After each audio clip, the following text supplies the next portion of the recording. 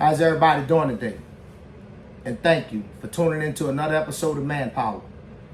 And I'm your host. My name is Gil Paul Muse Jr. And the reason I'm doing this is because my dream is to one day be in the history books. For little children to read about, like they read about Dr. Martin Luther King, like they read about Malcolm, like they read about Medgar, and all other great people that have done something to contribute to mankind. The reason I started this is because I have several different causes that I have crusaded over the years and I continue to fight for. I don't know if these things are going to come to fruition in my lifetime, but I am going to keep up the good fight. One of the first causes that I champion is my Louisiana Public School Reconstruction Act. And I've done a video about that. You can see it in earlier broadcasts. Also, I have a Police Reconstruction Act that I've written. I've talked about at length with people, and I'll do a later broadcast detailing that. But today, I'm here to champion my cause that is so near and dear to me, all right? And that cause is first right of fatherhood. And I believe that when a man and a woman separate, that the male child should go with the father, okay? I believe that for the good of society. I believe that most of all because that's what the Father Jehovah's will is, okay? We unfortunately live in a country where our government has came up with a scheme so that they can rob our most precious cargo, meanwhile selling us a false sense of security of job, work, career, and all this type of thing, while they're walking out the back door with the most important thing of all, our children. Our government has created an atmosphere where a father who has done nothing wrong can be estranged from his child and then given direction as to when he can or cannot see his child. Also told how much to provide for the child.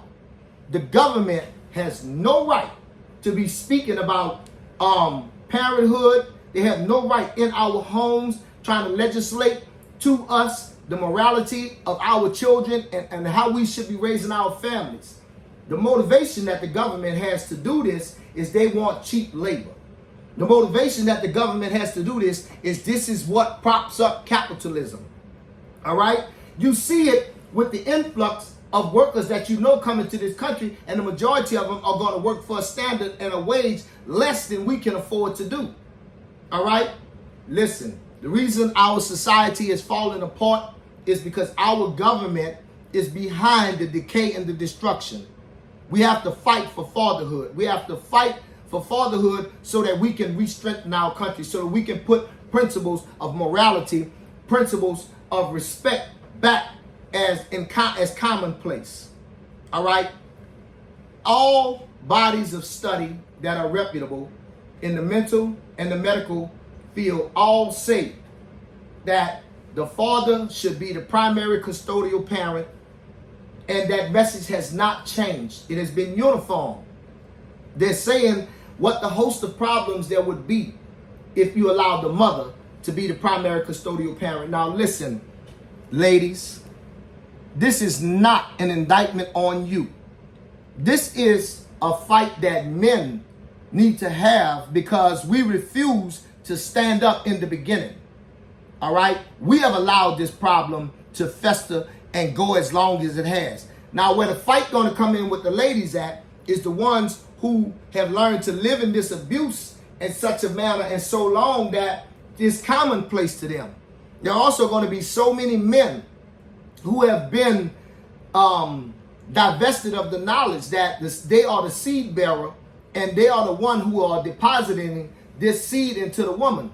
That man will understand if he go to the bank and deposit his money in the bank, that even though the money is in the bank, it's still his. But then he can't understand when he deposits his seed into a woman that that seed is still his. That's the connection we need to make. Listen, I'm calling for a boycott. I'm calling for men to come together from all walks of life, from the preacher to the politician. Okay, let's come together because this is what the Father Jehovah wants. Being a father is our Jehovah-given right. No one can stand against that. No court, no nothing. Okay? The greatest love is the love of the father for the son and the son for the father. Okay? The sacrifice that saved this world is the sacrifice that the son made to save his father's creation. Men, this is the rally call of our time, and our rally cry is, we will die for our babies. Your children are worth more than your job. Your children are worth more than your car. Your children are worth more than your home. Your children are worth more than anything else that you obtain on this planet, because they are human life. They are the mark that you leave on this planet. Okay? And they also are your generational wealth.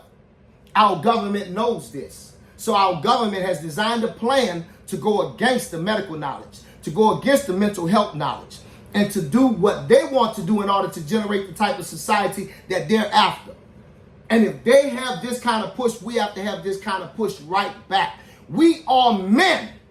If we come together, there is nothing we cannot do. Okay? So that means everybody within the sound of my voice, let's just start organizing. You know your little group, share this video. Let's get it going on in different towns. Let's get it going on in different cities. This is not us against the women. And ladies, we need your help.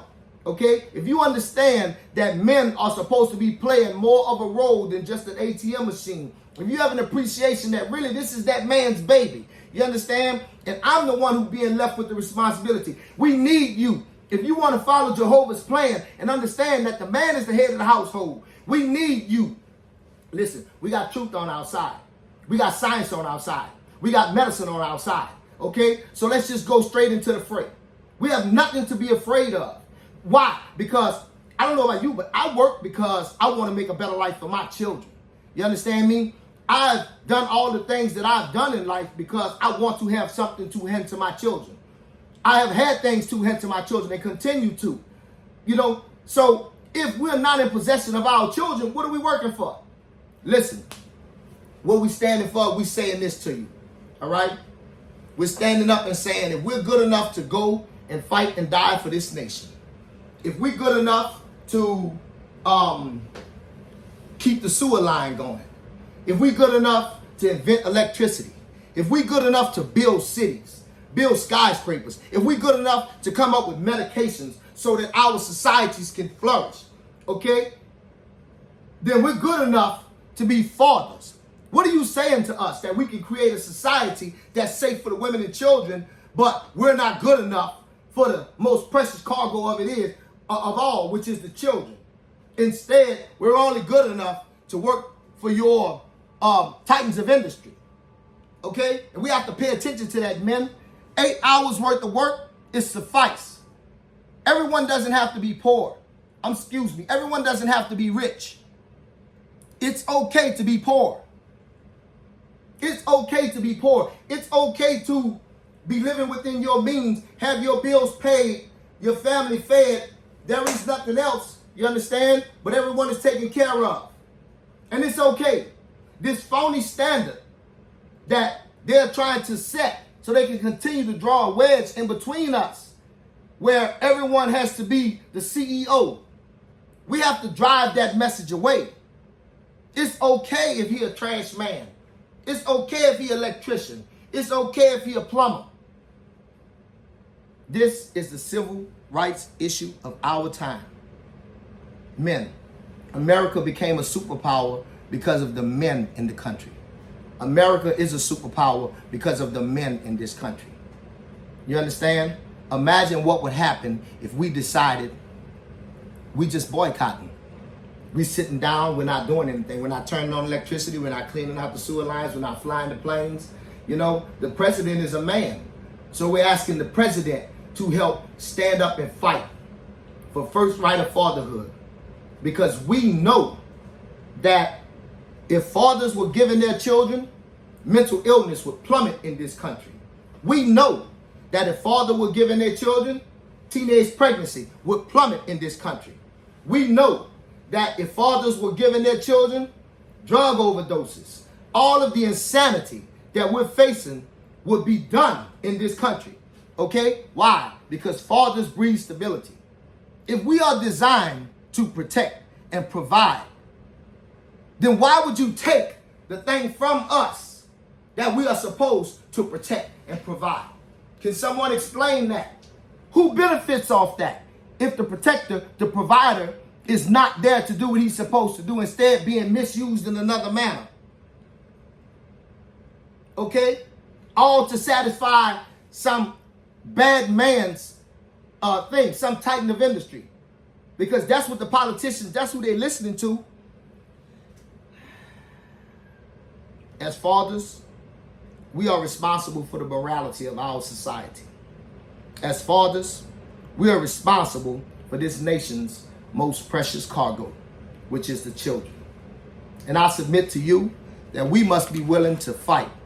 We must be willing to stand and water the tree of freedom, because the fight is just, the fight is worth it. If you're not willing to die for your child, then what are you willing to die for? This system, this of stripping the males away from their fathers, this is the last institutional run vestige of chattel slavery. Understand where I'm coming from. Okay? If you have your sons, men, not all men, but the majority of men, we're going to start a business. We're going to have something productive going on with our sons. By the time those boys are men, we're generating some type of income. They may have a job, they may be doing something, but you better believe, Jack, that we have some residual income coming in on some other kind of way, whether it be we selling dogs, you know what I'm saying, we fixing cars, whatever it is that the father and son then got into, you better believe they creating generational wealth. But the state has come up with a way that when the family gets in turmoil, okay, they know that finances is going to play a role. So at that point, they step in and say, we'll take care of you, you understand? But you got to go after him with us. Or they saying to the man, we'll take care of you, but you got to go after her with us. Okay? We have to end that system. That's archaic, that's barbaric. We are in World War III. We are in World War III. We have to be a male-dominated culture. Okay? And I've quite often said this, if the men were raising all of the girls, we would have no problem in understanding the immorality of that situation, simply because at a certain age, she has a certain thing that goes on that she needs a lady who has already been there and done that to help her with that. And we as men don't possess the knowledge or the know-how in order to help her through that situation out of sheer ignorance. So if you can understand that, you can understand how insane it is to allow the women to raise the boys. Okay? We have to step up. We are the ones who have allowed this to happen. And we have to boycott. And I don't care how long it takes, because if we sit down and say we're not doing anything, we don't care. We chilling. You know what I'm saying? If we're not good enough to be fathers, we're not good enough to work then. You know? Because I don't know about you, but I'm working to leave something to my children. I'm working to be able to give something to my children. So why would we go to work if we don't have nothing to work for? All right? And I promise you, if we organize, if we come together, if we start our national day of boycotting, where all over this country, we start and we say we're not going back, we're not doing anything until we have an amendment to the U.S. Constitution in the Bill of Rights acknowledging that fathers' rights is an inalienable right granted to them by the Father Jehovah, and it shall not be infringed upon. Okay? And this may cost what we're fighting for, which is life. And I'm willing to do that, because you got to understand, these people don't want us to empty out their jails. These people don't want us to not produce cheap labor. These people don't want us to keep our generational wealth. These people don't want us to be strong as a nation so that they can't make pass rules so a boy can go into the girls' private facility areas. These people don't want us to be in control of our society. They want to shape and mold. And how do they do it? By alienating the father. Men, it's time for us to come together. It's time for us to stand up. If we don't do this as men, if we don't stand up and fight for our value, now, fight for fatherhood and our Jehovah-given right, if we allow the next generation to grow and we see the state of our union, woe be to us, because we won't have a country anymore. Okay? Forget American values and traditions or whatever, because everything is going to be crossed up. Everything is going to be crossed up. All right? So I'm going to be delivering more speeches. Thank you for listening to me today. And I'm delivering this speech because I want to start a revolution. I want to start a good fight. I want the men of America to rise up and say, we are fathers and we're not taking this anymore. Okay? You will give us our sons when a man and a woman separate. Thank you so much for listening. Please tune in for my next speech. All right? And welcome to the struggle. Welcome to the fight. Let's fight.